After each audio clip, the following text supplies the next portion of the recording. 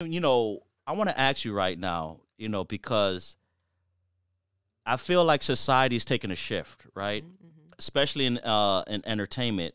Feminism is kind of really growing, right? I want to say kind of, it really is. Real talk, right? Now, being a woman of color and being in the entertainment industry, what's some of the obstacles and hardships you had to go through to be able to get to where you're at right now? Especially in a male-dominated industry. That's why I'm kind of getting there. For me, I think behind the scenes, you're probably going to find it a little bit more harder than, for me. Okay. Behind the scenes, because most of your men are directors. Most of them are the producers. Yeah. Most of them are having those roles. I've been blessed where I didn't run into many hiccups because I created a lot of the things that I have done. So I created my own lane so that no one could tell me no. And when others got to see what I can do, it was like, no, I got to have her. Right. A lot of the times I didn't get to audition for a lot of my roles, especially when it came down to my stage plays.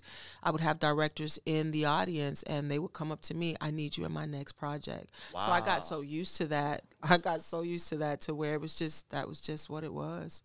And so they was more like they were coming after you. And so I thank God I was grateful for that, though. Very, very humbling, experience. Because many actresses obviously don't go through that experience. No, right? You don't go through that experience. And I'm not saying that there's not times where it is hard. Right.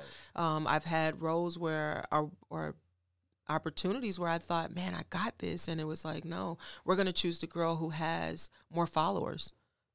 And she may not have the talent, but she has more followers, right. Which of course equates to money for them, and I get it. It's a business at the end of the day. It's a business, so you get it, right. So those were some of the obstacles that I probably ran into, and your nose, Yeah, it's not always a yes. It's not always a yes, and it wasn't always, a yes for quite some time, and for me.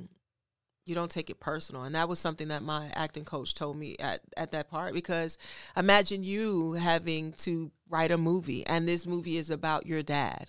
You're not going to just pick any particular person just because, what I'm saying? This your Somebody dad. Somebody has to fit that you got to fit that role. So you learn to not take things personal. Okay, it may not be me. I may not be that perfect fit for the role that they're looking for. I could have wanted it really bad. Right.